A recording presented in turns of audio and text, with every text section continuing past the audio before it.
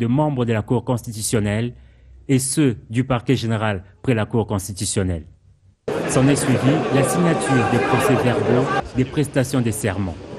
Ces juges du contentieux des élections présidentielles et législatives ainsi que du référendum sont bien conscients de la hauteur de leurs responsabilités. C'est le début du travail de la Cour constitutionnelle et le chef de l'État, vous avez suivi l'histoire. C'est lui qui a concrétisé un rêve cinquantenaire, vous avez suivi dans le discours. De faire respecter la Constitution et les lois de la République, comme on a prêté ça. J'ai juré de respecter la Constitution et les lois de la République. La Cour constitutionnelle stipule la loi fondamentale dans son article 164 et les juges pénals du président de la République et du Premier ministre. Au terme de la cérémonie, des réactions ont été recueillies. L'installation de la Cour constitutionnelle est saluée par toutes les sensibilités. Ils sont au micro de Guilain Kabalouzi. C'est donc la consécration de la spécialisation du droit électoral en République démocratique du Congo. Elle a été formée de manière à lui donner une indépendance absolue. Et donc nous pensons que nous devons faire confiance à cette Cour. Je suis content, comme tout le monde, qu'enfin une institution prévue depuis très longtemps, depuis la loi fondamentale, soit aujourd'hui installée et qu'on la mette dans les conditions où elle peut rendre les services que la nation attend d'elle, en particulier le renforcement et la consolidation de l'état de droit et des principes démocratiques dans notre pays. Il y a des dossiers constitutionnels qui sont en cours, qui vont passer à la Cour constitutionnelle, ils le feront selon les délais prévus par la loi. Lorsque un président de la République place une institution qui peut le juger, ça veut dire lui-même se reconnaît une certaine probité morale élevée. Cette Cour devait exister depuis 1960, mais avec les tergiversations du pouvoir ou des pouvoirs qui se sont succédés, cette Cour n'a pas eu lieu d'existence. Découpage territorial, l'ancien gouverneur de l'Équateur, Jean-Claude Bayendé, se trouve à l'instant à Mbandaka pour sensibiliser sa base et aussi la population de cette province sur la question. Message bien capté par des siens. Il a été accueilli triomphalement. Lui, c'est Jean-Claude Bayendé et Taf Eliko, gouverneur honoraire de l'Équateur, président de l'ADH. Après un long moment d'absence dans sa province, soucieux de son développement, Bayendé vient réaffirmer sa présence sur la terre de ses ancêtres. 3 sujets l'ont amené à effectuer ce déplacement de 1500 km. Je viens d'abord pour la pose de la pierre tombale à la sépulture de ma mère. Je suis venu également annoncer à la population de Mbandaka l'importance du découpage territorial, mieux la réorganisation territoriale. Et je crois que maintenant que le chef de l'État a signé l'ordonnance loi fixant les 26 provinces, nous devons nous préparer en conséquence parce qu'il va de l'avenir même de notre pays, il va du bien-être de la population parce que nous allons avoir maintenant plusieurs centres d'impulsion de développement et c'est tout à fait normal que nous puissions nous préparer à accueillir de manière responsable ces 26 provinces. Je vais également annoncer à ma base électorale que bientôt sont les élections provinciales, locales, municipales et je crois que nous devons également nous préparer à tout cela. De l'aéroport de Mbandaka, en passant par presque tout le quartier, ce fils digne de la province que les uns surnomment Mopépé a laissé de traces positives que l'on peut constater. Tous étaient fous de joie. C'est au siège de l'ADH que l'homme a tenu son discours, un message fort et sage. Son dévouement pour sa province restera à jamais gravé dans la mémoire de tous les Équatoriens. La première dame reste active dans des actions caritatives à Lubumbashi où des consultations gratuites se poursuivent. Et à cet effet, Marie-Olive Lembe-Kabila a remis des chaises roulantes aux personnes vivant avec handicap et elle a effectué également des tours des salles en vue de réconforter les patients. Lancée il y a 5 jours à Lubumbashi, la campagne médicale présidentielle entre dans sa deuxième phase. Une phase qui consiste en la prescription médicale et à la poursuite des interventions chirurgicales. Plus de 17 000 malades ont été enregistrés lors de consultations. 404 ont subi des interventions chirurgicales. L'objectif est d'atteindre le nombre de 3000 cas opérés. L'épouse du chef de l'État, qui a promis de faire personnellement le suivi de cette campagne médicale, a visité les malades en signe de réconfort.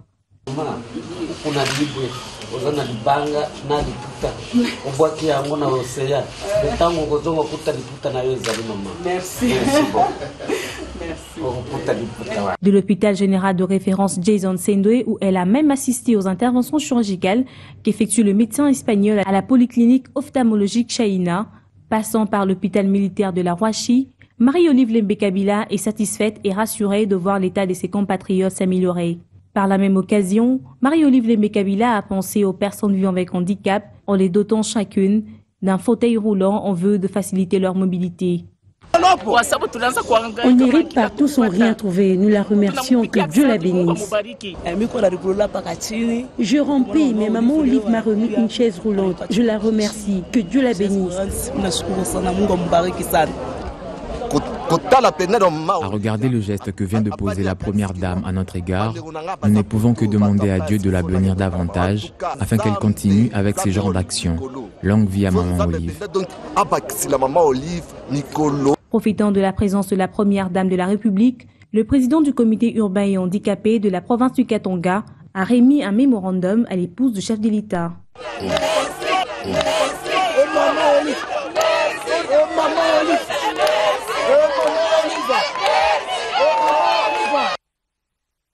Santé encore au sujet de la lutte contre le cancer du sein et celui de l'utérus. Les dépistages volontaires figurent parmi les recommandations issues de journées portes ouvertes clôturées hier au Collège Boboto et organisées par le cadre des récupérations et d'encadrement pour l'épanouissement intégral de jeunes en collaboration avec le Fonds des Nations Unies pour la population et d'autres partenaires. Avec une population constituée à 52% de femmes dont la majorité est analphabète, la République démocratique du Congo fait face à de nombreuses contraintes qui l'empêchent de mieux assurer la prise en charge du cancer du sein et celui du col de l'utérus, notamment à cause de l'ignorance et des fausses croyances. Pendant 2 jours, cet échantillon de femmes congolaises a été informé sur la problématique liée à la lutte contre ces 2 pathologies. En bref, le cancer du col de l'utérus est une pathologie qui survient lorsqu'on a un contact sexuel avec un individu qui a été contaminé par le human papillomavirus. Et lors de ce contact, de cette contamination, le virus reste au niveau du col pendant plusieurs années. Étant donné que le cancer du col n'a pas de signes, et lorsque les signes apparaissent, c'est carrément trop tard, nous demandons à toutes les femmes de se faire dépister au plus tôt. Une femme qui voit le volume de son sein qui augmente ou diminue, c'est suspect. Il peut voir une apparition d'une coloration anormale sur la peau de son sein, ou bien la présence des boules dans le sein. Il peut avoir une douleur, il peut sentir une douleur de façon permanente ou bien de façon sporadique. La femme doit voir vite le médecin. De l'attention soutenue, il y en avait dans cette salle remplie de toutes catégories de femmes venues de tout le coin du pays. Occasion saisie par certaines d'entre elles de soumettre leurs préoccupations les plus intimes aux experts. Nous sommes vraiment satisfaites parce que nous sommes très satisfaites parce que nous avons reçu suffisamment d'informations sur ces 2 cancers touchant la femme. Nous avons même eu l'occasion de nous exprimer. Je lance donc un appel à toutes les femmes d'aller se faire dépister. Un rêve qui se transforme en réalité à la satisfaction des organisateurs qui formulent quelques recommandations. Nous en appelons au gouvernement et au ministère de la Santé publique de continuer à soutenir les actions allant dans le sens d'informer la femme ainsi que la jeune fille sur les cancers, mais principalement sur ceux du sein et du col de l'utérus. CREJ-ASBL ne ménagera aucun effort pour participer à une quelconque politique nationale de communication sur ces pathologies. Faisant plus de victimes que le sida et le paludisme réunis, le cancer du sein et celui du col de l'utérus préoccupent non seulement l'Organisation mondiale de la santé, mais aussi le gouvernement qui appelle la population à s'approprier cette lutte. Pour des questions environnementales, 23 ONG viennent de signer un accord de partenariat avec le Fonds mondial pour la nature en vue d'améliorer la gouvernance forestière en RDC. Il sera essentiellement question d'obtenir des financements auprès du Fonds Bibi Chungoua. Le mariage est désormais scellé. 23 ONG de la société civile environnementale viennent de signer l'accord de partenariat avec le Fonds mondial pour la nature. Une collaboration qui vient élargir la vision de la conservation et étendre les idées de bonne gouvernance dans la gestion des ressources naturelles. Le WWF en RDC a une politique, je dirais, une stratégie de travailler étroitement avec la société civile à travers des ONG environnementales pour décupler, je dirais, les actions du WWF et élargir la communauté de conservation en RDC. Et au cours du partenariat, nous faisons des évaluations pour s'assurer que les termes du partenariat sont bien suivis, mais surtout que les ONG avec qui nous travaillons respectent donc les procédures qui nous sont aussi imposées à nous, WWF, par nos bailleurs de fonds. Sur une cinquantaine, seulement 23 ont répondu aux critères, ce qui ramène à 43 le nombre d'ONG de la société civile environnementale partenaire du WWF. Une revue à la hausse qui vient multiplier l'efficacité dans la gestion durable des ressources naturelles avec des résultats éloquents. Ce que WWF a fait, c'est différent de ce que d'autres organisations font.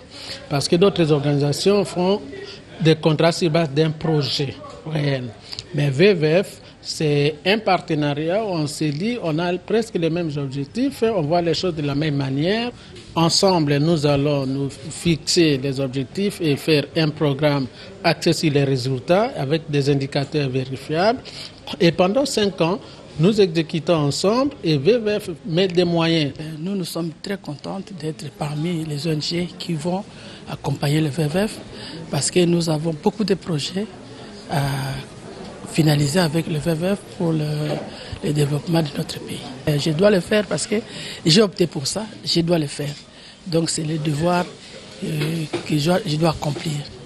L'implication de ces ONG, leur soutien dans les efforts du gouvernement dans l'amélioration de la gouvernance, celui de la gestion participative des ressources naturelles, leur soutien aux efforts du gouvernement dans l'amélioration de la gouvernance et dans la gestion participative des ressources naturelles en impliquant de manière effective les communautés locales et les populations autochtones, le plaidoyer à mener auprès des institutions gouvernementales, autant d'attentes. Une synergie qui s'étend de 2015 à 2020 est pilotée par le projet SCAPE du Fonds mondial pour la nature. Midi encore, la célébration des 25 ans du groupe La Référence, constitué d'un magazine et du quotidien La Référence Plus, s'est voulu monumental et l'éditeur a convié hier annonceurs, confrères, divers partenaires et autres proches à la cérémonie. La soirée, nous l'avions baptisée la soirée positive. Comme soirée positive, on a pu s'exprimer, on a partagé ce qu'on a pu offrir aux gens, on a échangé, on a fait notre fundraising en termes d'idées et nous pensons que le projet est lancé, le projet du télé-impression. Et d'ici là, on pourra commencer les premières étapes. Et comme nous avons aussi dit, nous, la télé-impression, nous voyons ça en termes d'idées. Les idées et toutes les personnes qui sont venues ici, nous osons croire comme elles sont rentrées avec nos dépliants ou cartes, les bonnes idées ne pourront pas manquer de nous parvenir. Quant aux perspectives 2016-2018 en matière d'enseignement, le partenariat mondial pour l'éducation se propose de décaisser 100 millions de dollars en faveur de l'RDC en vue d'améliorer les systèmes éducatifs congolais à travers le projet de soutien à l'éducation de base. Des avancées significatives ont été enregistrées par la RDC dans le cadre de son projet de soutien à l'éducation de base qui vise à renforcer le système éducatif congolais, singulièrement dans les provinces du Kasaï occidental et de l'Équateur. Très satisfaite de ce constat, la directrice générale du Partenariat mondial pour l'éducation a réitéré son engagement au cours de la conférence de presse organisée vendredi dernier avec le ministre de tutelle en vue d'appuyer davantage le secteur éducatif congolais.